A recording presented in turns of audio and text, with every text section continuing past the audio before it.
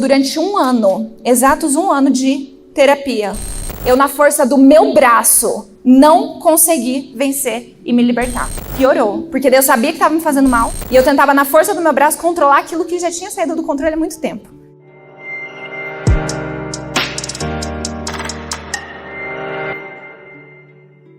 O vício em pornografia é frequentemente discutido como um problema que afeta predominantemente os homens, mas essa visão ignora o impacto significativo que ele também tem sobre as mulheres.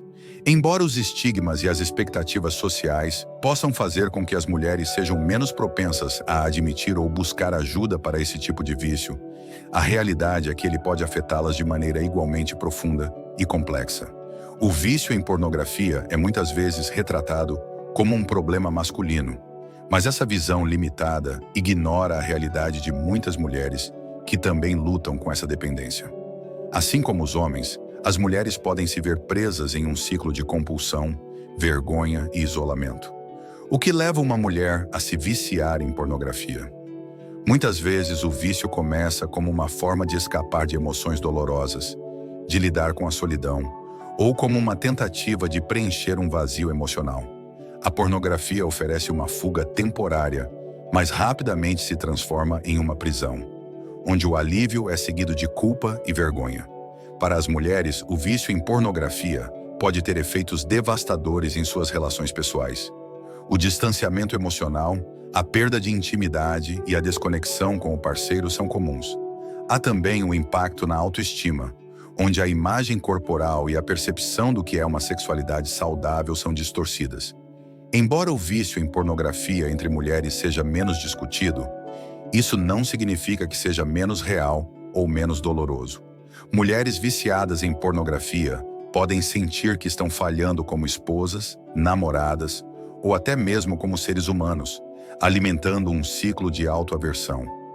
A recuperação é possível, mas requer a compreensão de que o vício em pornografia é uma forma de lidar com uma dor mais profunda. Enfrentar essa dor, entender suas origens e buscar apoio são passos essenciais para a cura.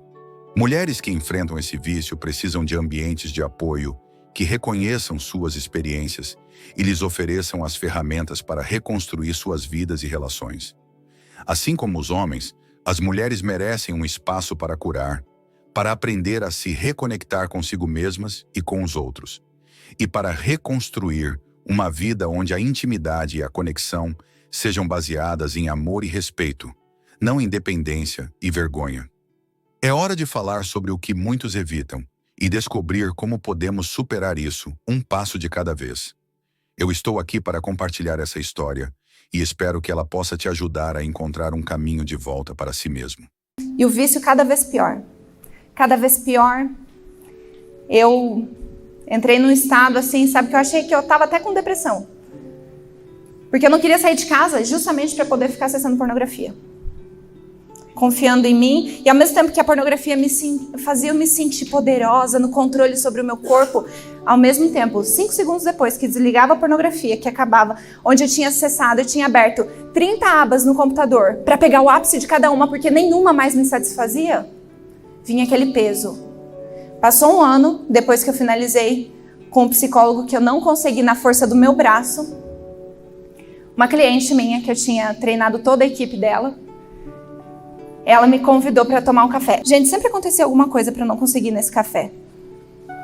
E aí, naquele dia eu cheguei e eu tinha uma rotina com a pornografia. Ela se insere no seu hábito, na sua rotina.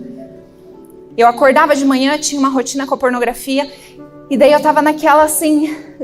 Eu lembro que chegou uma mensagem, que o meu celular vibrou com a mensagem justamente quando eu tinha acessado, fechado tudo, e eu tava, ai, que nojo de mim, que horror. Eu não tenho mais jeito, olha que nojenta que eu sou, e não, sabe, eu tava nessa fase. E aí chegou a mensagem, ela falou assim, Lu, o que você tá fazendo? Vem tomar um café com a gente. Eu falei, quer saber? Vou ir, tô indo, posso ir agora? Ela falou, vem. E ela foi lá e arrumou as coisas. E na época eu era muito vaidosa, gente. Uma coisa que a pornografia traz é uma vida dupla. Viciados em drogas, você consegue ver pela aparência, quando tá viciado, enfim. Mas um viciado em pornografia, Você não consegue identificar assim. Porque ao mesmo tempo que eu tinha aquele vício em pornografia, eu era a pessoa mais moralista diante das outras pessoas. Eu vivia uma vida dupla. Ao mesmo tempo que eu era moralista, eu era entregue aos desejos mais impuros, às paixões mais vergonhosas. E aí eu não pensei muito e fui. Fui tomar aquele café. E naquele café estava uma funcionária nova. Elas estavam em 3. Estava a Denise, estava a Dani, que era funcionária nova, e a Emily. A Dani era funcionária nova e pelo meu nível de vaidade, nunca eu falaria sobre aquilo. Muito menos com uma pessoa desconhecida que eu estava conhecendo naquele dia. E aí, papo vai, papo vem. Ela falou assim, pornografia. E continuou falando de outro assunto. Eu falei, ué? Aquilo me incomodou tanto. Eu falei, como que ela fala de um negócio assim com tanta naturalidade? E aí eu lembro que eu levantei, fui pro banheiro, tinha um espelhinho no banheiro. Falei assim, quer saber? Vou pedir ajuda dela. Vai que ela pode me ajudar.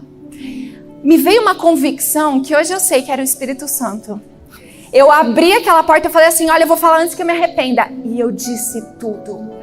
Eu falei, e elas ali só escutando. E eu falei tudo. Falei do relacionamento com o homem casado, falei das perversões. Me abri. Aí ela, no final, ela só falou assim, Lu, há 2 semanas atrás, o Espírito Santo avisou eu e meu marido que uma mulher viciada em pornografia ia chegar.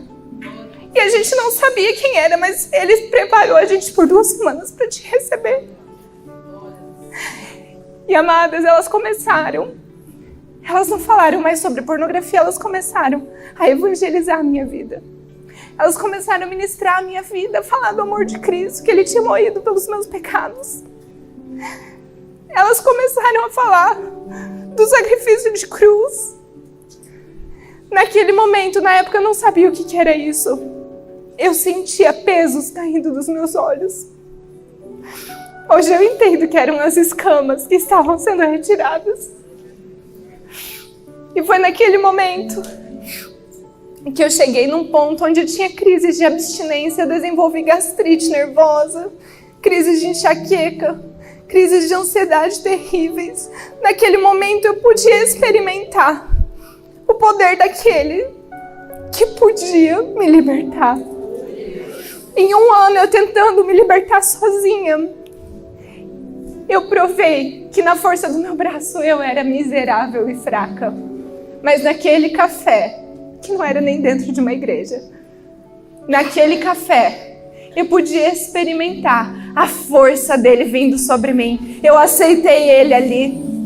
E naquele momento, pela misericórdia de Deus, ele me curou da minha crise de abstinência. Amadas, eu não tive mais crise de abstinência.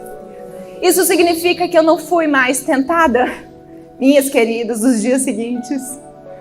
Só que o Senhor, Ele é poderoso. Aquele que remove as escamas é o mesmo que nos sustenta. Aquele que nos chama para levantarmos de altares que levantamos no nosso coração e estamos prostradas. Ele é poderoso para nos sustentar diante do altar dele. Por mais que o meu testemunho em relação ao vício em pornografia é chocante, chama atenção, mas essa foi uma consequência da libertação verdadeira que Ele fez no meu coração, que foi libertar um coração prostrado diante de vários altares. Ele me levantou, Ele deu a mão, Ele estendeu a mão, me levantou de onde eu estava prostrada diante do altar chamado eu, diante do altar chamado minha felicidade, diante do altar chamado meus desejos, meu prazer, minha reputação, minhas vontades. Eu era o principal ídolo no meu coração. E ali o Senhor começou um processo de restaurar a minha identidade.